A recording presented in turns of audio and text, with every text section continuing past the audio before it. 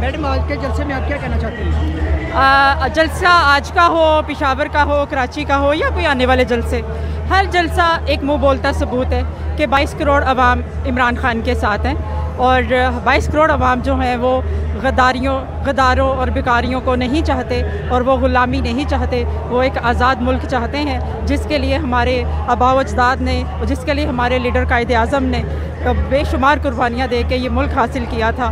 ہم ان امپورٹڈ جو حکومت ہے اس کو نامنظور کرتے ہیں اور اس لیے عمران خان کے ساتھ آئے ہیں، اور الحمدللہ، اور ہمیں بڑا فخر ہے کہ ہم عمران خان کے ساتھ ہیں، اور ہمیں پورا یقین ہے کہ یہ سب جو عوام کی اس کے ساتھ ایک یکجہتی ہے یہ رنگ لائے گی، اور ہم انشاءاللہ اپنی آزادی واپس لیں گے۔ کہاں سے آئیے میڈم آپ؟ جی آئی ایم فرام لاہور۔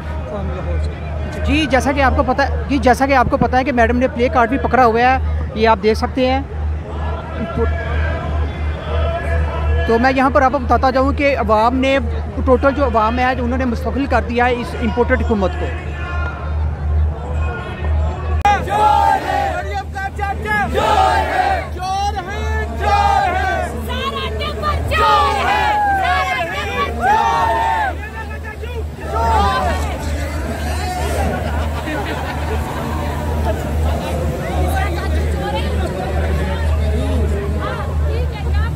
بھی چور ہے، پورا ٹبر چور ہے،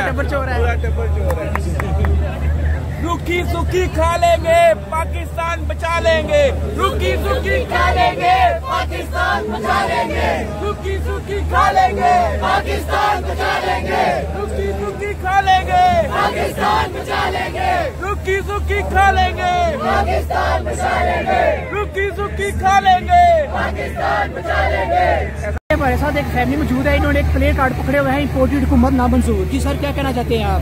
بس امپورٹڈ حکومت نامنظور، بس یہی ہے آج کل یہ ٹرینڈ بن چکا ہے امپورٹڈ حکومت۔